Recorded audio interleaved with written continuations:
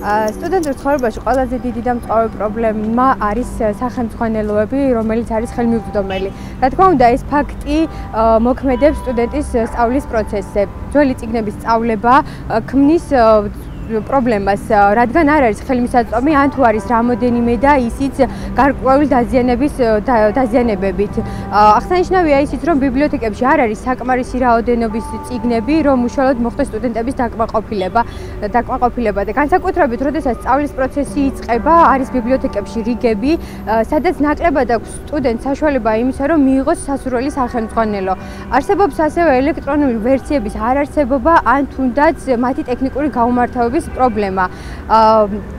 რა თქმა უნდა, პრობლემა არის ქართულ ენაზე თარგმნილი სავალდებულო ლიტერატურის დეფიციტიც.